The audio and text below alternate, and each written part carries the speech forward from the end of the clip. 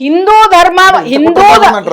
ధర్మంలో ఉన్నటువంటి వాళ్ళనే హైందవ మతానికి సంబంధించినటువంటి పార్టీలో ఉన్న వాళ్ళనే నేను హిందువుని అని చెప్పి వాళ్ళనే తిడతా కూర్చుంటూ కొద్ద కాలం నుంచి హైలైట్ అవుతూ వస్తున్నాడు ఈ దిక్కుమాలిన మన కొంతమంది సోకాళ్ళు. మనకి వీడియోలు కావాలి కదా సార్, ఎవడే చెత్త మాట్లాడతాం, సమాజం మనకెందుకు సార్, నేను బాగుంటే చాలు, నాకు యూట్యూబర్లో డాలర్లు వస్తే చాలు. సమాజాన్ని పీక్కుదిన ఆరాబందులు కాదు, వీళ్ళు కూడా కొంతమంది ఉన్నారు. ఈ మధ్య మీటింగ్ కూడా పెట్టారంటే యూట్యూబర్స్ కి ప్రియా చౌదరి అగైనెస్ట్ అని. ఎక్కడ మాట్లాడానో చెప్పండి. తప్పుడు ఇష్యూస్ ని సమాజానికి పరిచయం చేసే వాటిని నేను ఎప్పుడైనా ఖండించాను కానీ నేను ఎందుకు యూట్యూబర్ని ఖండిస్తాను? అలా అనుకుంటే ఇన్ని యూట్యూబర్స్ ఎంతమంది యూట్యూబర్స్ కి నేను ఇంటర్వ్యూ ఇస్తానా? ఖచ్చితంగా ఇవ్వను నేను.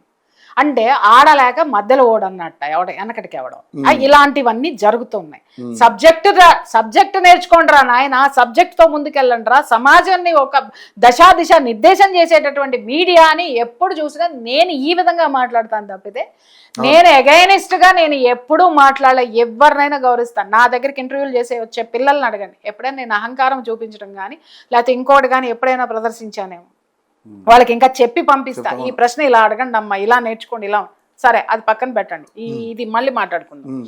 అక్కడ తక్కువ కులస్తుడని కొట్టేశాడని చెప్పి ఒక దుమారం లేపేశారు. అబ్బా, జాతి మొత్తానికి అగ్గి పొల్లేసి రగిలిచ్చారండి. ఇక్కడ మీరు చూడండి, ఈ దగుల్బాజీలు ఎవరైతే ఉన్నారో అంటే సనాతన ధర్మానికి అగైనెస్ట్ గా పనిచేసే జాతి ఏదైతే ఉందో ఒక ఇజము, ఆ ఇజము ముందు పెట్టేటటువంటిదే వీళ్ళని. ఎందుకు?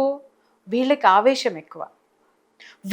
వీళ్ళలో ఒక గిల్ట్ని క్రియేట్ చేసి ఆ గిల్ట్ని ప్రతిసారి కూడా పుండు మీద కారం జల్లినట్టుగా ఇలాంటివి జల్లుతూ ఉంటారు. జల్లేసేసి వాళ్ళ మొత్తాన్ని కూడా టర్న్ చేసేసి, ఎందుకంటే వాయిస్లు కావాలి. మీరు చూడండి, నేను మాట్లాడేటటువంటి ప్రతి ఎపిసోడ్ కింద నేను యాజ్ అ ఫ్యామిలీ కౌన్సిలర్గా నేను మాట్లాడితే మొత్తం పాజిటివ్ వస్తాయి. నేను ఇప్పుడు సనాతన ధర్మ పాత్ర తీసుకున్న తర్వాత లకారాలు వస్తున్నాయి. I don't care. నా ఫ్రెండ్స్ దండం పెడుతున్నారు నాకు. మా ఇంట్లో వాళ్ళని ముందే ప్రిపేర్ చేసి పెట్టా కాబట్టి పాపం వాళ్ళకి బాధ అనిపించినా నన్నేం అనలేక చేసేది మంచి పనే అని పాపం వాళ్ళు సరిపెట్టుకున్నారు. మరి అంత దారుణంగా కామెంట్ పెడతాం, పెట్టేటోళ్ళకి ఆ మాత్రం జ్ఞానం అని ఉండాలి. జ్ఞానం ఉన్నోడు ఎందుకు పెడతాడు సార్? అది జ్ఞానం లేడని ఫిక్స్ అయిపోవాలి మనము. అది ఫిక్స్డ్. ఓకే, ఆ విపరీతమైనటువంటి లకారాలతో కూడినటువంటి కామెంట్స్ పెట్టుకొని వస్తున్నారు. నేను చెప్తున్నాను, ఎప్పుడు మీరు ఎదుగుతారు? ఎప్పుడు మీరు ఎదుగుతారు? పక్కవాడు ఎందుకు ఎదిగాడండి? పక్క రాష్ట్రం వాడు వచ్చి ఇక్కడ ఉన్నటువంటి తెలంగాణలో ఉన్నటువంటి గుట్టలు, రాళ్ళు, రప్పలు, హైదరాబాద్ని కొన్ని వందల కోట్ల రూపాయలు, వేల కోట్ల రూపాయలు, లక్షల కోట్ల రూపాయల ఆదాయంగా మార్చినటువంటి వాడి స్థితికి నువ్వెప్పుడు ఎదుగుతావు? ఎక్కడి నుంచో కూటికి పట్టుకొని ఎడారి ప్రాంతం నుంచి వచ్చిన వాడు వందల కోట్ల రూపాయలకి ఎదిగినటువంటి వాడి యొక్క ఆ నాలెడ్జ్ని ఎప్పుడు పట్టుకుంటావు? ఇంకా నువ్వు ఈ బూతుల్లోనే ఉండిపోతావా? లేకపోతే నిన్ను బూతుల్లోకే ఉండి నిన్ను ప్రతి నిమిషము నిన్ను గిల్ట్కి గురి చేస్తూ ఆత్మన్యూనతా భావానికి గురి చేసి వాళ్ళ పబ్బం గడుపుకునేటటువంటి కొంతమంది కోహనా మేధావులకు ఆహుతైపోతావా అని అడుగుతున్నాను నేను.